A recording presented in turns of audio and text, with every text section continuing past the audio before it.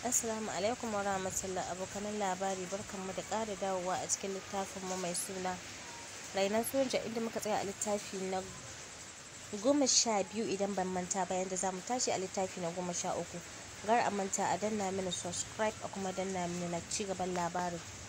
Wada dararen idanunta Maisha ta yi tana zuba su bisa kyakkyawar fuskar shi, wanda har a lokacin lulu idanunsa ba su ɗauke daga kallonta ba. A hankali zuciyarta ta fara mata magana da cewa shi ne fa ya dawo. Maisha ya kuma kiranta a wannan karon, har ta fuskarsa ya sauya, yana shirin rufe ta da wannan faɗan nasa da ke bata tsoro. Saurin muskutawa ta tana juyi tare da faɗi ƙasa tim daga gadon. Saurin miƙewa Maisha ta tana furta, "Uncle a kai ne?" Dan janye idanunsa yayi daga kallonta, kana ya ce, "Maza ɗauro alwala ki taho morning exercise." Shiru ta yi tana kallonsa, idanunta na ciko da ƙwalla kamar za ta sa kuka. Kawai sai kuma ta juya tana nufar wurin wardrobe ɗinta. Hannunta tana buɗewa a hankali tare da fiddo da towel. Kawai sai hawaye rauraro suka fara zubo mata. Jan shashshekan ta yi, wannan ya sa shi fahimtar kuka take. Ɗaura fuska ya yi ta kamin cike da muryarsa, wanda ita kaɗai yake yi mawa magana a haka, cike da taushi da shi. "Kukan me kike yi?" Da sauri Maisha ta jiyo tana kallonsa, tare da saurin goge hawayen nata, tana girgiza kai tare da cewa, "A uncle ba kuka nake yi ba, mura ce take damuna, shine ido na ke hawaye." Kallonta yana ɗan sauke idanunsa dan tar yake kallonta, kuma ya fahimci dalilin kukan nata. Kallonsa ta yi, shi ma yana kallonta ba tare da ya ce mata komai ba.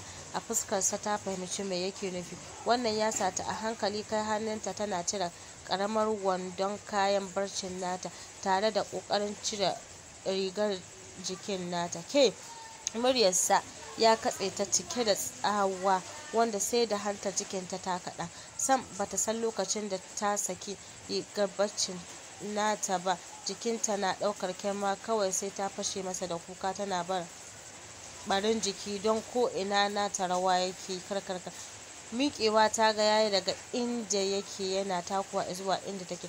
Bayan Maisha ta fara yi, cike da tsoro tana fara kiran sunan Mami a gabanta. Ta gan shi nan take, tsoron sa ya ƙara kama ta. Hawaye na sauko mata babu ƙaƙƙautawa. "Wayyo ya Khalil, uncle zai duke ni. Ya Khalil ka zo." Idanun Haidar ne suka kaɗa suka yi ja a lokaci guda. Kiran sunan Khalil da ta yi shine ya fi ɓata masa da ba ma cire kayan da take ƙoƙarin yi a gabansa ba ta jin ta yi wani abu. A hankali zuciyarsa na raya masa cewa a gaban Khalil ma haka take cire kayan. Duk ya gama ganin jikinta, shi yasa yake damuwa da ita. Ashe yana kallon na bulus ne. Wannan sakacin waye, na wane, ko na Mami da har bata san darajar jikinta ba? Zuciyarsa ce ta ba sa amsa da cewa, "It's your fault." "Sakacin naka ne." Muryarta ya kuma ji tana fur, "Don Allah uncle ka tafi yanzu, zan fito na je wurin ya Khalil mu yi exercise ɗin tare."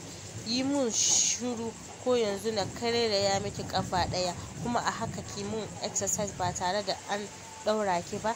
Ware ido Maisha ta yi tana kama kanta. Na shiga uku. Tana taɓa baki cike da shagwaba nan nata, tana ƙoƙarin fashe masa da kuka. Ya ƙara matsawa jikinta. Wannan ya sa ta yin shiru, don yanda ya gwamtse ta har shi kansa yana jiyo bugun numfashinta. Wani irin gumi ta ga yana sassarfo saman goshinsa. "Uncle sorry, ka yi haƙuri, zan rinƙa tashi da wuri daga yau, ba zan sake zuwa. Kaga ina barci." "Rufe mun baki gum." Ta kame bakinta tana raba idanunta tare da ci gaba tsaye. "A haka kike cire kaya a gaban kowa saboda rashin hankali? A gaban Khalil ma cire kayan jikinki kike yi kenan? Haka ne?" Ya yi magana yana watsa mata lulu a yatsunsa. Saurin gyaɗa masa kai ta yi alamun don ita sam rainon nasa ne, bata san ya ake karya ba bare ta yi masa. Bata san yadda ake karya bare ta masa. Wani irin sarawa kansa ya yi da ƙarfi. zuciyarsa na masa zafi. Ji yayi kaman ya je ga Khalil a halin yanzu, cike da wauta tana shashsheka ta furta, kai haƙuri, ban san ba kyau na cire kaya a gaban mutane ba uncle, amma ba zan ƙara ba, kuma cire kayan wani nake yi bai taɓa min wanka irin yadda mami ta ce a da kai ne kake min wanka har kwalli, yanzu me yayi saura, ko zaki je ne shi ma yayi miki? Marar wayo, wuce ki bani wuri. Saurin sunkuyawa ta tana ɗaukar towel ɗinta tare da nufar toilet. Maisha, muryarsa ya katse ta, inda cikin sauri ta tsaya can tare da juyowa tana kallon shi cikin wani irin murya tamkar ba nashi ba. Ta ji ya furta, Khalil ya ga jikinki komai da komai? A'a, ta furta tare da girgiza kai tana saurin cewa uncle, sai kuma ta yi shiru tana kasa maganar ganin yadda fuskarsa ya haɗe kamar hadari. Ina sauraron ki. Tun da bai ga jikinki ba ya kike yi a gabansa? Kallon shi ta yi tana ɗaura tawul ɗin daga saman ƙirjinta wanda ya sauko mata har cinya, kana ta janye rigar baccin nata a haka wanda ɗaura tawul ɗin bisa kansa. Kallon shi ta yi tana murmushi ta da cewa uncle, ka gani ko, ai kai ma ba ka ga jikina ba ko uncle? Dan sassauta fuska sai yayi, don tabbas in dai haka take yi to jikinta babu mai ganin shi sai dai kafafu. Kallon 'yan lukutan cinyoyinta yayi zuwa ƙasa, kana ya ce, kin tabbata haka kike yi? Ƙarya fa babu kyau, faɗa min gaskiya. Wangare masa baki ta cire da gaskatawa tare ta ce, da gaske ne uncle, kai ma da ka tsaya haka zaka gani. Murmushin ta ga yayi yana faɗin good girl. Ashe Maisha na ta fara hankali, ta san yadda ake sitirta jiki. Wani sabon annuri ne ya bayyana a fuskarta don jin daɗin yabon da ya yi mata. Gyaɗa masa kai ta yi tana cewa, ai yanzu na girma ne uncle. Wani irin dariya ta ga ya shaƙe da shi wanda tun da ta fara girma ta taso bata taɓa ganin irin wannan dariyar nasa ba. Oya, yi sauri ki fito, ina jiran ki. Backyard. Okay uncle, ta furta tare da wucewa da sauri. Mami ne ke kai kawo tsakanin kicin da dining area. Sanye take cikin shigar wata doguwar riga irin na English wear din nan masu ƙaramar hannu. Gani na yi shekaru sun ja ta ƙara ƙima, dama tun kun san yadda take. A wannan karin idanunta cikin medical glass ne na ƙarin ƙarfin ido. Wannan gayun nata har yau yana nan, don gashin kanta ya sha gyara an zubo shi baya. Daga sama kuma ta sanya wata hula mai kyau na mata na zamani.